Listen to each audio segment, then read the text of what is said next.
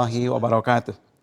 Sahabat Ramadan yang dimuliakan Allah Subhanahu wa taala. Puji syukur kehadirat Allah Subhanahu wa taala, kita diberikan kemampuan oleh Allah untuk melanjutkan amaliyah Ramadan kita. Mudah-mudahan amaliyah Ramadan ini mengantarkan kita pada ampunan Allah Subhanahu wa taala.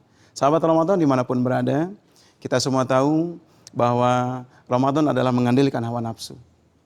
Sungguh nafsu inilah yang menyebabkan manusia melakukan perbuatan-perbuatan dosa.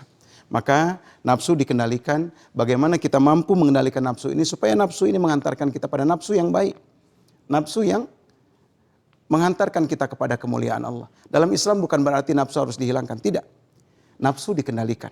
Maka ketika nafsu kita letakkan pada tempatnya, nafsu bukan mendatangkan dosa, tapi malah mendatangkan pahala di hadapan Allah Subhanahu wa taala. Maka kita menjaga makan dan minum, kita menjaga hal-hal yang dilarang oleh Allah selama berpuasa.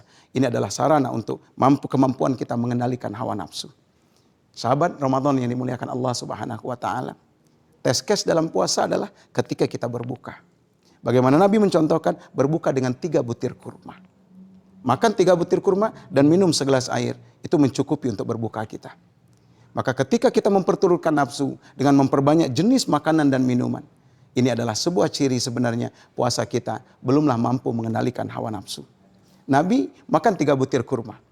Kemudian minum air putih. Bahkan Nabi minum nabis namanya. Nabis itu kurma yang direndam dalam air putih selama 12 jam. Itu yang diminum oleh Rasulullah SAW. Maka kita belajar bagaimana mengendalikan nafsu ketika kita berbuka. Seharusnya puasa membuat kita menjadi sehat. Sumu tasihu. Berpuasalah maka engkau akan sehat. Maka seharusnya puasa menghantarkan kita pada sehat secara fisik, sehat secara mental. Sayang beribu sayang, ketika berbuka, kita acap kali melampiaskan nafsu kita sehingga puasa kita menjadi sia-sia. Saya sering melihat ketika berbuka, orang tidak melihat sunnahnya. Seharusnya sunnah dia mencari kurma dulu untuk berbuka. Tapi saya perhatikan ketika buka puasa bersama kadang, yang dicari oleh jamaah bukan kurma, tapi gorengan. Tahu bunting dan bakwan yang menjadi rebutan. Ini acap kali yang menyebabkan akhirnya puasa kita tidak mencapai hasil yang maksimal. Kita tidak sehat dengan puasa kita. Karena pola kita dalam berbuka, pola kita dalam sahur tidak sesuai dengan yang dicontohkan oleh Nabi. Padahal seharusnya kita mampu mengendalikan nafsu. Hatta kita menyukai gorengan, kita ambil sunnahnya bagaimana memakan 3 butir kurma sebelum makan makanan yang lain.